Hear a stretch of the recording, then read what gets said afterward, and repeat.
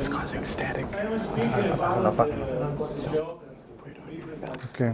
Which is essentially historical geography. It means there have been a lot of changes in the many centuries that have passed. And the sky doesn't change so much.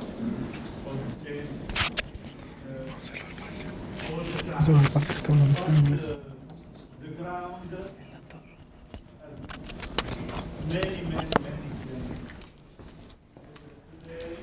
we will see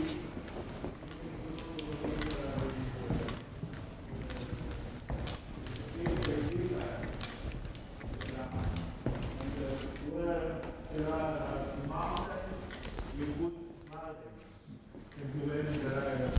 Where there are valleys, you put mountains. So,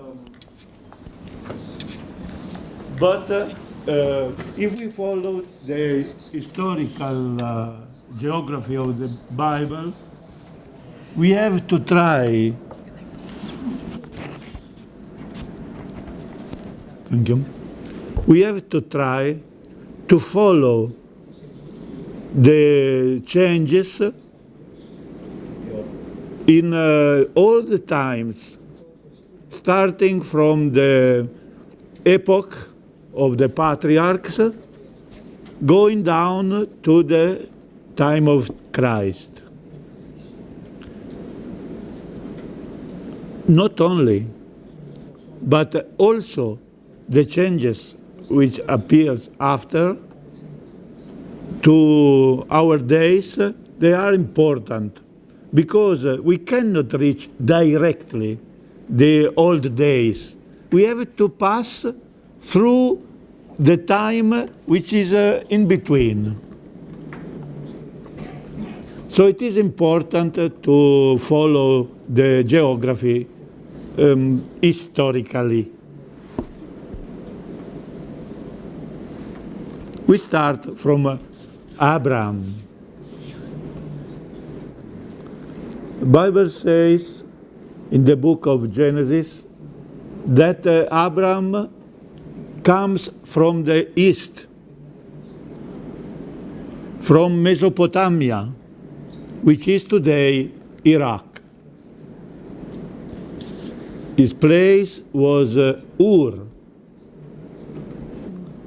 And he goes first to Haran, which is along the Euphrates River.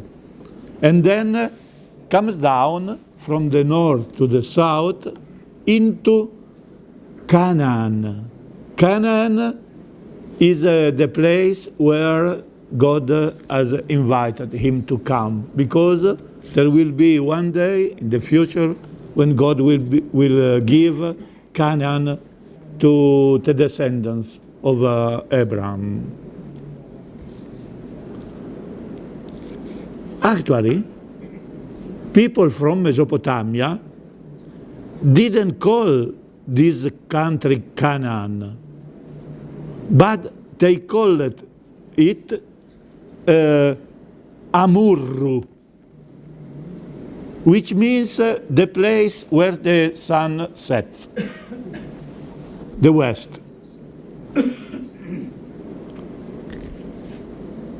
So it is strange that God says, I will give you Canaan. And Abraham, what is Canaan? Because he knew the place as Amurru, because he was coming from Mesopotamia. That history, because the Bible was not written in the time of Abraham. It was written in another time, later time. So the place was called Canaan, not Amurru. That's important to follow geography historically. Canaan is the name that the Egyptians gave to the country, not Mesopotamians. And in Egyptian sources, we found always descriptions of Canaan. Canaan is a very good place respect to Egypt. Doesn't have so much water, doesn't have a river so big as the Nile River, but it has something that Egypt doesn't have, a temperate climate. It has a mountain. It has fruit, lot of fruit, that in Egypt you will not find so easily. So Egyptians are always describing the land of Canaan as something really beautiful, rich, and desirable. Actually, the Egyptian took possession of Canaan very soon. For almost all the time from Abraham on, the Egyptians are in possession of Canaan. And Abraham is a stranger in this place because he comes from another country. And he goes also to Egypt sometimes. The Canaan is described as a place with some borders, not always well defined.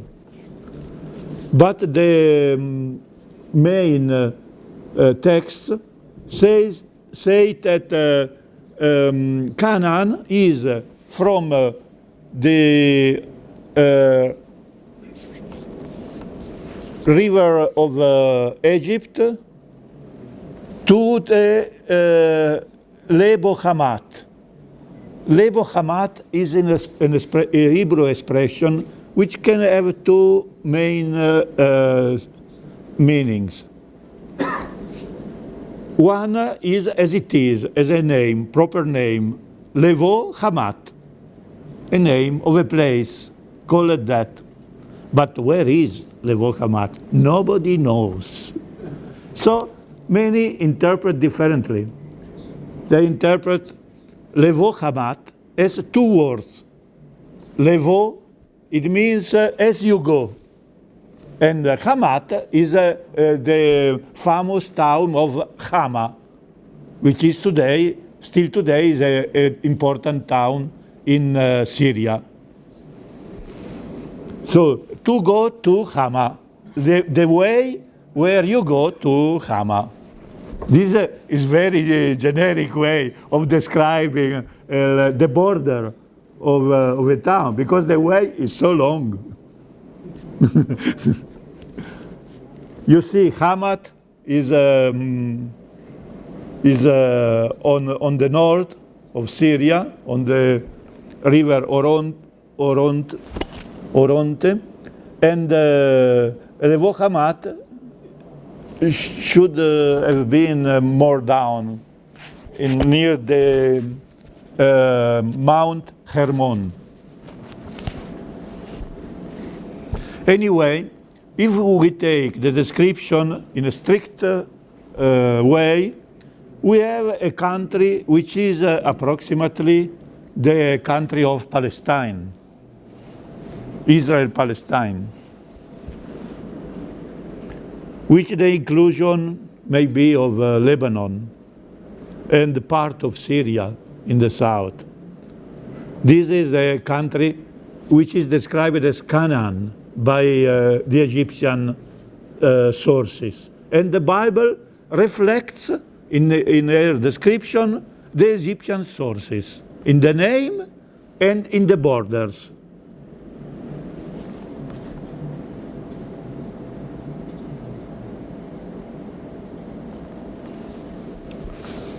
Then we come to the time of Moses and of Joshua,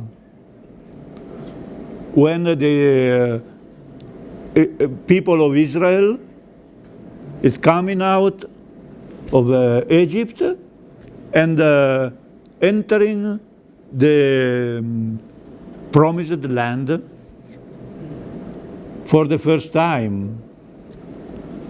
And it comes from the east, but not from Mesopotamia. But it comes from the east, turning around the desert for 40 years, desert of Sinai, then going up from Edom to Moab, and they found the last place, the Mishor of Moab, from where Moses sees the Holy Land and dies. People of Israel pass the Jordan River and goes on the other side of the Jordan River. And it is interesting that in the Bible, when they speak of the other side of the river, they speak about this side of the river.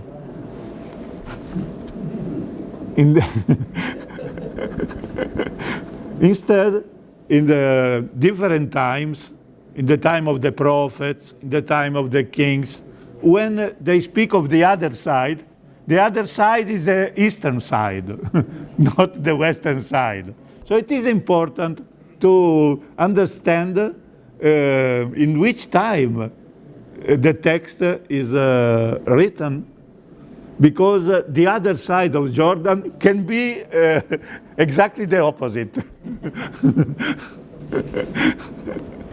So we have a special case, which is the place where the people of Israel pass through the Jordan River. It is called Bet Arava, which means the place of the passage, or the place of the Arava, if it is a proper name. There is a place called Arava, and it is in general way all the plain of the Jordan River, which is called like that.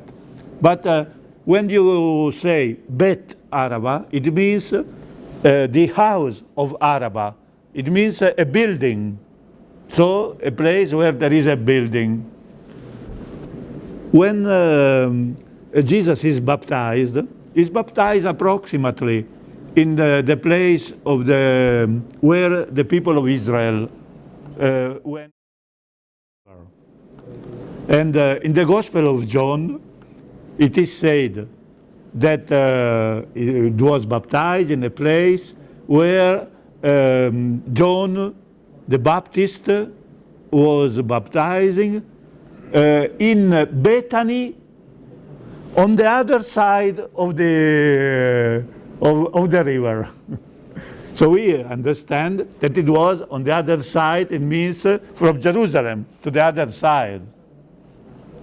But there is the famous writer, Christian writer Origen, who says there is no Bethany on the other side of the Jordan. So the text must be corrupt. We have to read Betabara, not Bethany. And Betabara is on the other side of the river for someone coming from the other side to this side, because it is on this side of the river. Still today, when you go to the place of the baptism of Christ, you don't know if you have to go in one side or on the other side.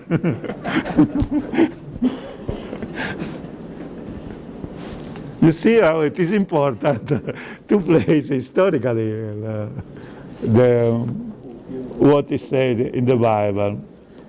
Anyway, so you have that all the kings who were on the other side of the Jordan River came together to fight Israel. But the other side of the Jordan River is this side, in this case. You have to take into account that. And so in this place, in the book of Joshua, you have a good description of the promised land with very interesting details. On the other side of the Jordan River, there was a place with mountains. There was a place, low land. And there was a place along the coast of the sea. This is a difference which is clearly seen by anyone who visits today the Holy Land. If one arrives with the airplane, he comes usually from the sea. Then he sees the land, which is a low land, and then the mountain where Jerusalem stays. So it is an interesting description. And actually the land is made exactly like that. A series of mountains, starting from the north. We have the mountain of Galilee, then we have the mountain of Ephraim, then we have the mountain of Judah, and then the Negev. From the mountain to the sea, we have a lowland, which is called with different names in the Bible, if it is in the north or if it is in the south. And those in the south has the name of Shephelah, which means lowland also. It is most famous for the acts of Samson, Shimshon, the judge, Samson. In this land, many peoples were living. The Hittites, and many others, which are mentioned in the book. Everyone was living on the other side of the Jordan, because Israel was coming from the other side. You understand? Some of the tribes of Israel did not pass the Jordan River, but found a place on the other side of the Jordan. It means on the first side of the Jordan. They didn't pass the Jordan River, and were mainly the tribe of Reuben, of Gad, and half the tribe of Manasseh. And they had to live together with other peoples which were staying in that country. Mainly the Moabites and the Ammonites. The main town of the Moabites was Kir Hareshet, then Kerak, today. And after Dibon, now Diban. The main town of the Ammonites was Rabbat Ammon, today Amman. And we have a historical source from the Moabites, which is actually a piece of stone, about 1 meter height, with some 40 lines written on it in ancient Semitic language, very similar to to Hebrew. Very, very similar. It means the two peoples were very similar, Israel and Moab. And it says about the actions of one of the king of Moab, which is called Mesha. Because of that, the stone is called the stele of Mesha. And you have this on the drawing. And the king of Moab says that he fight against the tribe of Gad, and he was victorious, and he conquered some of the towns of Gad, comprising the city of Nebo, where there was a temple of the Lord, and he destroyed the temple of the Lord in the city of Nebo. It was a time when not only in Jerusalem there was a temple, but probably in every important city in the people of Israel. So also in the city of Nebo, there was a temple, and the Mesha destroyed the temple, took the vessel from the temple, and they took the people of the country, of the city, as slaves, and went to present his boot to his god, which is called Chemosh.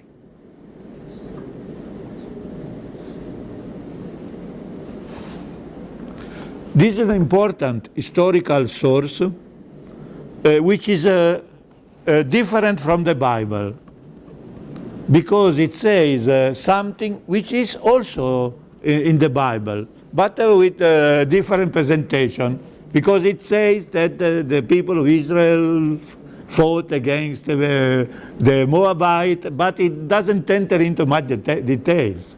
Instead, the king of Moab, Mesha, exactly says what he did. Maybe he also was a little excited by the conquest, too much excited, maybe. What's the quotation, Father? What's the quotation there? The quotation is from the text which is written inside the stele, the stone. The text you see, the writings is old ancient Hebrew writing, which is a little different from the present one. And it was the same also for Moab, the same writings, and the same language, almost the same. If we go in a time nearer to us, we found Greek writers as a stone of paragon to the Bible. And the main one, also the first one maybe, is Herodotus. In his book, which is called the Histories, he speaks about few towns which are set along the coast of the sea between Palestine and Egypt. And he mentions many of these towns: Azotus, Ascalon, Gaza, Genesos, and the lake of Sirbonis, and Pelusios. These were the towns in between the two countries. But it doesn't say much about the Palestine. Instead, he describes very well the Egyptian culture and civilization. About our country, just the entrance to Egypt, which is this series of towns along the coast. Then we come to the time of the New Testament, when mostly it is in the Gospel of Luke where we found exact indication about chronological indications, and also geographical indications. It is in the chapter 3 of the Gospel of Luke, which is, says that it was the year 15th of the empire of Tiberius, and Pontius Pilate was a governor of Judea, and King Herod, not King Herod, it is the son of King Herod, it is Herod Antipas, was the tetrarch of Galilee, and Philip, another of the son of King Herod, was chief of Iturea and Trachonitis. Of these Lysanias, really very little we know. And the high priest was Hananos, Hannah in the Gospel, and Caiaphas. So this is a very good description of the country, as it was divided into different places just to govern it. It is not a geographic distribution based on the population. Almost all of this country was populated by a mixture of Judeans, Samaritans, and the local people, which were called generally Greeks, but they were not Greeks, but just they had come to accept the Greek civilization and the Greek religion, and they are called generally Greek people. So was really a country very mixed. In the Gospel also it's clear that the country was mixed, and Jesus has to travel along the Decapolis, which was Greek, Samaria, which belonged mostly to the Samaritans, and Judea, and Galilee, who was mostly inhabited by Hebrews, Jews. So this is the country of the New Testament. And we find again Galilee, the tribe of Ephraim is Samaria, and the tribe of Judea is Judea. It's called Judea. But Judea is very much enlarged respect to the kingdom of Judah, ancient. To the north, it took a great part of Samaria, but in the south, a great part of the kingdom of Judah was taken by Idumeans, who were the descendants of Edom. Edom, Idumea, is the same root. And they came to conquest all the south of the kingdom of Judah to the sea.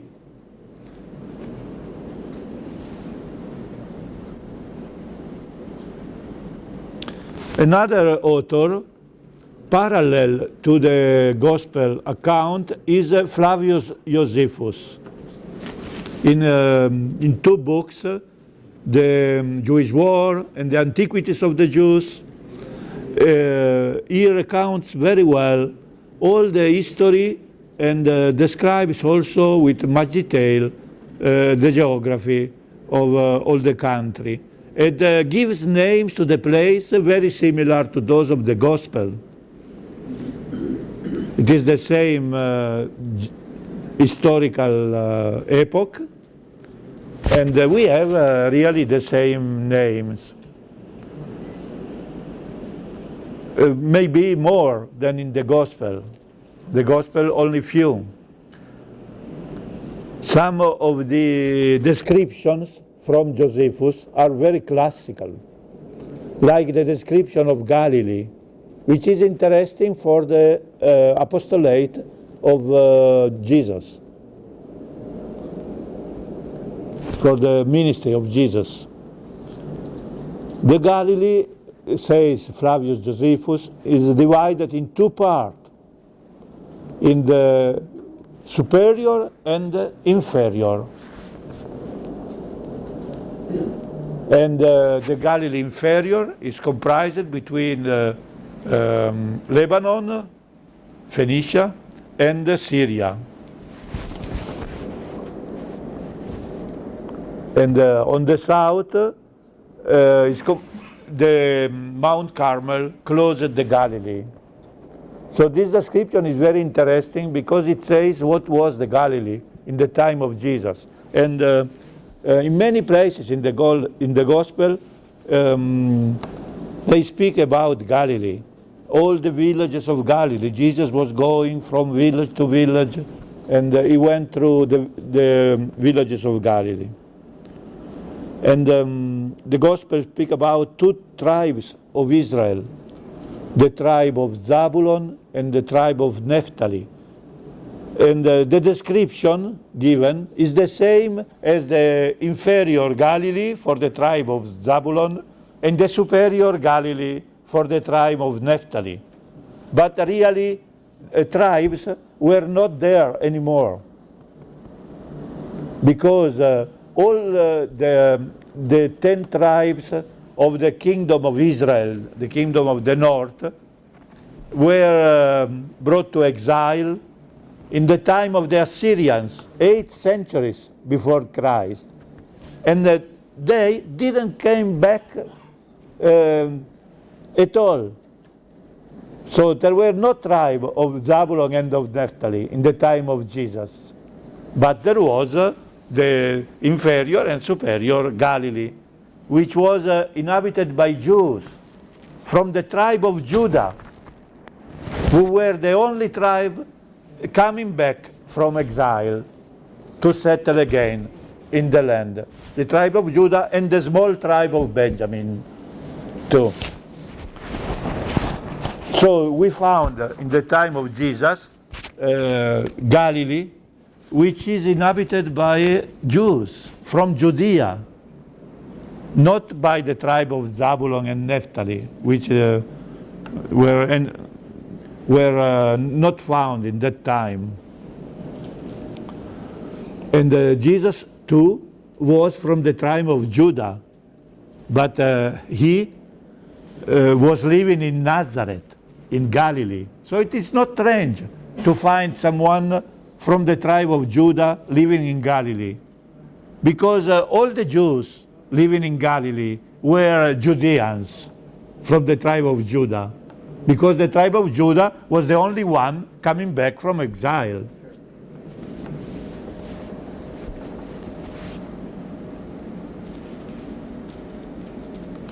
Then we arrive to the time past the time of Christ, is the time of Christianity. And for this time, we start to have drawings and depictions of the land, which are really very impressive, very beautiful. Like this one, which is called the Tabula Pointingeriana, where you see the Sea of Galilee in the north, the Jordan River, and the Dead Sea on the south, the Mount of Olives, with 3 tops, exactly like it is. And the city of Jerusalem with the writing, Ante addicta Jerusalem. Before it was called Jerusalem. Now it is called Aelia Capitolina. And Aelia Capitolina was the name of Jerusalem in the time of the church. This map is about 4th century after Christ. Then we have pilgrims coming to this land and describing in detail their travel with many places where they go, and they found in a place they found a church, in the place they found a natural place which was kept like a memory, a tree, a sacred tree, like the tree of Abraham in Hebron, a sacred river like the river Jordan River, and so on. This is the itinerary of the pilgrim of Bordeaux. One of the most famous maps is the map found in Madaba, Jordan, which is in mosaics, very beautiful, with the town of Jerusalem in the center, the Dead Sea clearly visible, the Jordan River, and the places which are beyond the Jordan in one side and in the other side, as you like. Thank you.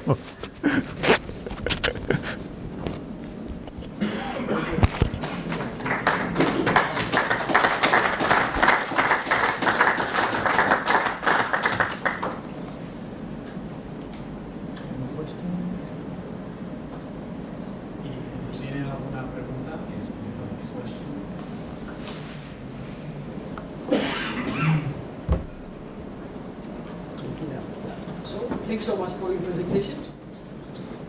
You said that during Jesus there were two tribes, Judah and Benjamin. I was surprised when Jesus met that woman, Samaritan woman.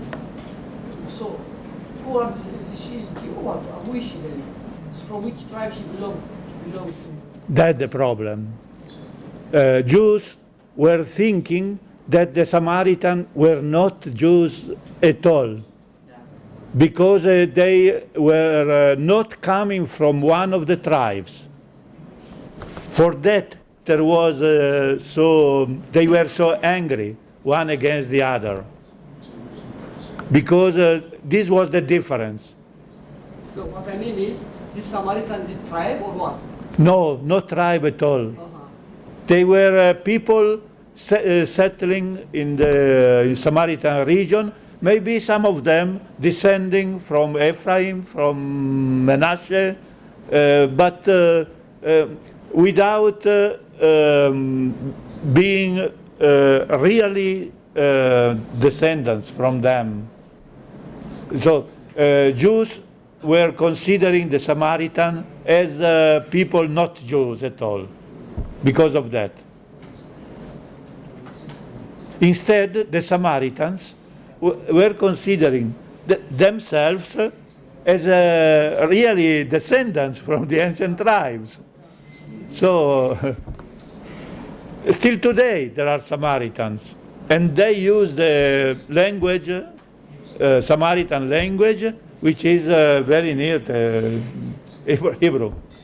And they have the books of Moses, and they do sacrifices. They celebrate the Easter with lambs, killing lambs. They think for themselves that they are Jews, but the Jews don't accept that.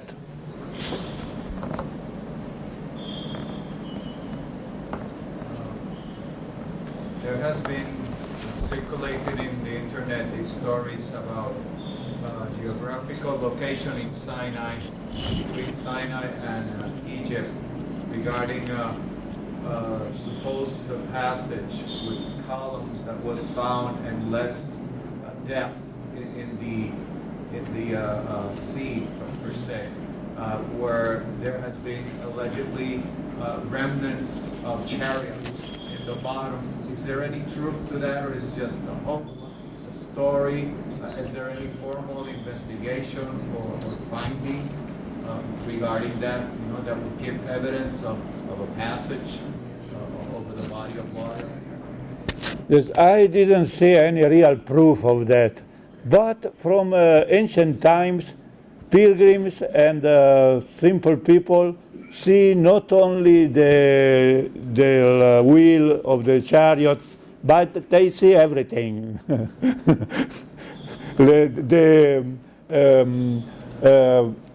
The water coming from the rock and in many places, not just in one. Some popular devotion, love to find a memory of everything, everywhere. But reflective people like to see proof of that. The geography, or maybe we can tell now about the bottom and the contours of the body of water, if it's less profound or more, that could be easily proven, right? Yeah, that can be, because in the place where today there is the channel of Suez, in the past there were like small lakes, not so deep, and in that lakes vegetation was coming, so and maybe they were passable for the people of Israel without special miracle from God, maybe. But from this kind of situation, geographical situation, the Bible accepts what is special for this place, because in no other part of Sinai you find the same situation, to have shallow lakes, only there, only in between Egypt and Sinai. So the biblical account can find a good place to be situated still today. You can see that in some places, just beside the channel, dug to let the ship pass through. Beside, there are still remains of these shallow lakes till today. When was the name Jerusalem restored? After Aelia Capitolina. Yeah. Never. Maybe never, because till the Arab invasion, we find the name of Elia. But the name of Jerusalem is sometimes accepted beside the name of Elia. Like in this map, it is called Ante Adicta Jerusalem Odie Elia Capitolina. In the Madaba map, it is said the holy city of Jerusalem. It means Jerusalem is something like a theological name, and Elia is a political name of the place. Then the Arabs prefer to keep the attribute, the holy, Al-Quds. And still today it is called Al-Quds. But sometimes if you say the complete name, they say Urushalima Al-Quds. It means Jerusalem the Saint. It means they put the two together sometimes. So Jerusalem didn't come back completely, maybe only with the Israeli coming back to Jerusalem now, which is called Jerusalem. But it is, you will find sometimes the two names together, Jerusalem and El-Quds, the Saint, or Elia. And 200 years ago, what did scholars call it? Sorry?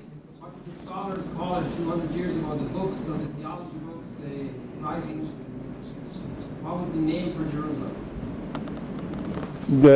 The scholars in which time you refer to the present time? Israelis came back. Yes. So, how were they calling the city in the last 200 years, 300 years? People from the West were calling it Jerusalem, actually. We were calling it Jerusalem.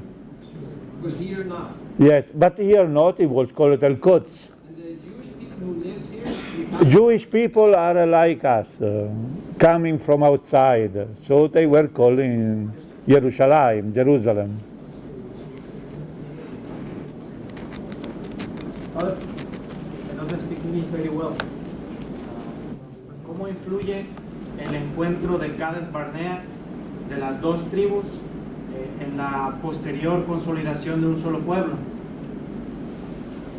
But there are many hypotheses about the formation of the people of Israel, because it is made of tribes, and how they come together, then they separate again. So there are so many hypotheses, if they were really together in a time or not, because you have to go very back to the time of King David or to the time of the desert to find them together, really together. So it is difficult historically to prove a time so far in the past, because you don't have many proof and elements to know the history for a time so far.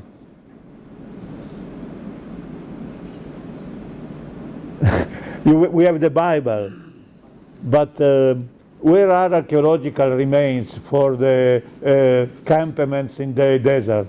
There are no archaeological remains, so it is difficult.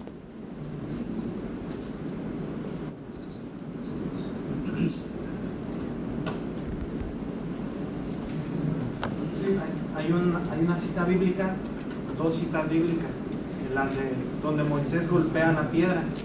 Una de ellas señala que Dios por eso como que lo castiga, pues, y le impide su entrada a la tierra prometida. Y la otra de ellas dice que golpea 2 veces, pero no señala ninguna connotación de castigo. Entonces se podría inferir de una cierta tradición distinta, mas no sé cuál sería el posterior efecto. It is like that. Okay. You say it very well.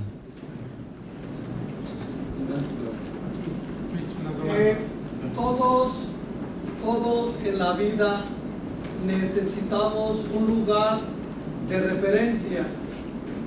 Nosotros cristianos, ¿cuál es nuestro lugar de referencia?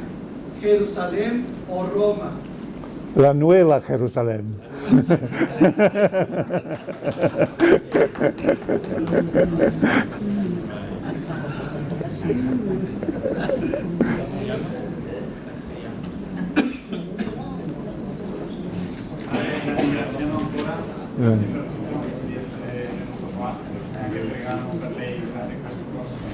Grazie.